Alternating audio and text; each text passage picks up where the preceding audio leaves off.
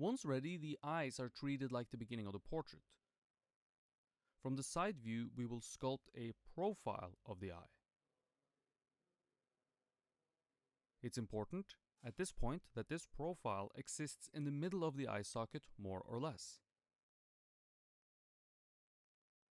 This will eventually end up being the high point of the eye within the socket, and if the high point is placed too close to the nose or too far from the nose, then the eyes will look like a water balloon getting squeezed or something like that, and they won't look like spheres. They will look like a squeezed sphere, and it won't look very natural.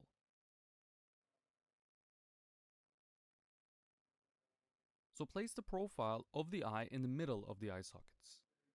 A profile means this narrow pancake that runs vertically from the top to bottom, just like we started on the face. As you'll see, I don't build the whole thing in one go either. I actually build a little bit at a time and then I sort of jump around. So first I've started out working on the bottom lid and then I'm slowly progressing upwards towards the upper lid. There is no formula for this, however, so don't take it too seriously or too literary. I work a little bit scatterbrained from time to time, especially during this part of the process, so you do what must be done for you.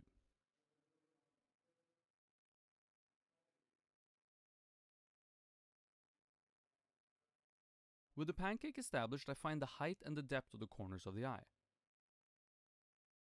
These corners do of course relate to the information that's been established in the pancake profile. For example, is the outside corner of the eye lower or higher than the height of the lower lid in the middle? These are the sorts of questions that I'll ask myself in order to place the corners well. The outside corner is rather easy since we can observe it from the side view and the front view. The inside corner is rather hard since we can only see it from the front. From the side views, the inside corner of the eye is of course covered by the eye. Here we must therefore rely on some of our knowledge. We can compare the height of the inside corner of the eye to the outside corner. We can compare the left to right position of the inside corner to the outside corner of the nostril. Usually the inside corner of the eye will line up with the outside of the nostrils, though this does of course vary, but it's a pretty easy thing to check anyway, and so you can push it further in, push it further out depending on what you find on your model. The depth or left and right placement from the side view of the inside corner of the eye we can't observe, but we know that the outside corner of the eye sits further back than the inside corner of the eye. So we can sort of guess where the inside corner needs to be based on this fact. We can't place it perfectly, but we can place it correctly in relationship to the outside corner. Observing from above and below will help you see this and make sure that it's happening on your sculpture as well. So, in other words, you can't place the inside corner of the eye accurately in depth, but you can place it so that it relates decently and believably to the outside corner, and that's all you're going to need to do.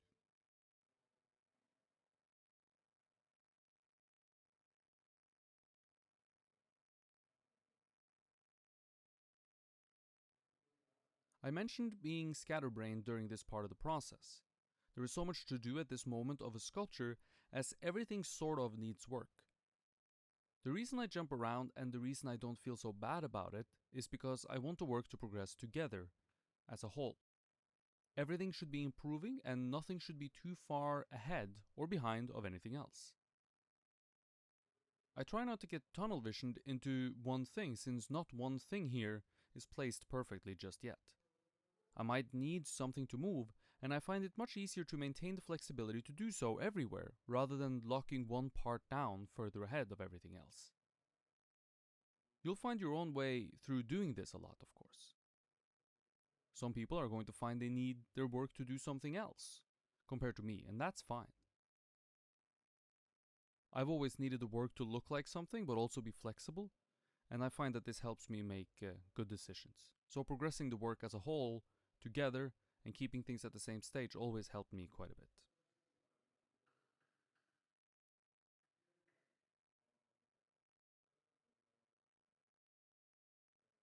This one might be completely individual perhaps, but I prefer to make the lids before the actual eyeball itself. I find it's easier to make adjustments to the eye without any eyeball present. The lids are going to contain pretty much everything I'll need to get a good eye and a good gaze or direction that the eyes are looking. You should always ask your model, by the way, to look in the direction that you want your sculpture to be looking in, especially when you are working on the eyes, of course. The direction of the gaze impacts the look of the lids. I find trying to break the lids down into straight lines first can help me dissect what is essentially a very complex curved edge. Curves should always be broken down into straight lines in order for us to understand what components make up that curve.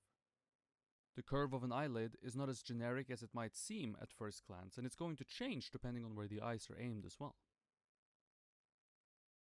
Any curve on the human body is not going to be as generic as they first seem. Try to deconstruct in your mind, if anything, every curve into straight lines so that you understand what makes up said curve. You don't have to actually sculpt using straight lines to describe the curves, but doing so in your mind is going to help you out a lot.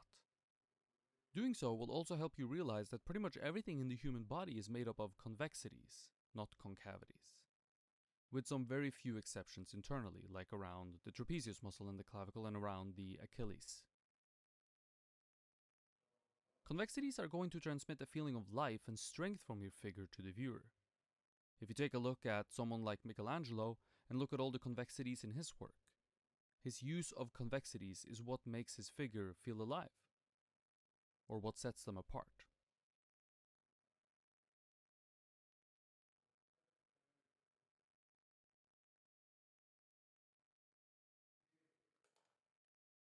One thing always informs another. As the eyes begin to take shape here, they inform the information that surrounds them. Larger distances are harder to judge accurately, which is why this phenomenon tends to occur often enough. You'll set yourself up with something that looks like it will work. You set up the larger space in a way that looks convincing to you, and then by the time you fit the smaller information into that window, you will start noticing issues with the larger spaces. Ideally, at that point, the larger spaces relate to each other as they should, and therefore the issues that occur will be taken care of by making small adjustments to the large spaces. It's rather common and perhaps a pitfall for some beginners. Always start large and broad and then slowly narrow in. It's a decent strategy for a reason, and we teach it a lot to people, and it's a good strategy. It's just important to understand that new information will inform and shed new light on the older information, and therefore the broad that we start out with will need some adjusting, which is fine. That's exactly why we start out that way.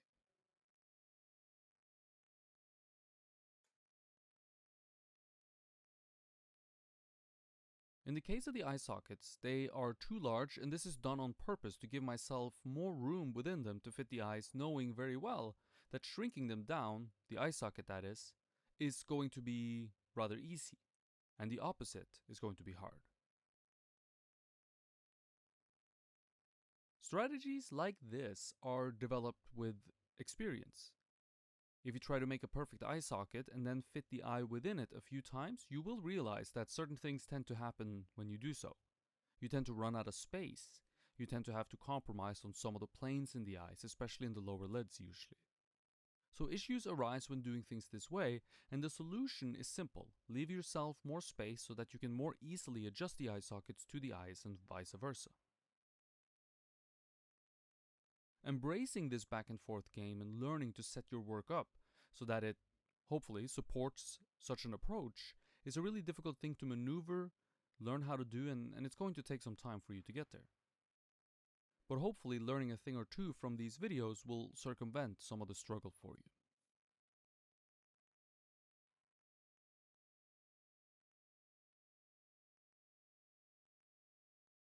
The fidelity of the information in the eye sockets also improve over time as I progress the piece. I get more into the stuff happening in the brow ridge, for example. It's a bad idea to lean too heavily into this before the eyes are starting to happen, since if we make mistakes, perhaps we need to move the sockets up or down. Spending time dealing with intricate designs are not in our best interest then, since we'll have to move that as well. So try to stay a little bit more generic in the beginning, but without too much clay present. Remember that we'd like to work with addition if we can, And so adding a ton of clay in a generic way is not what we are looking to do. And frankly, people who do that tend to end up with work that looks pretty generic. We want enough generic information up there to add something else on top of. Something generic that confirms our suspicions regarding placement and proportions. Then we'll get into more intricate design that's internal to whatever it is that we are working on.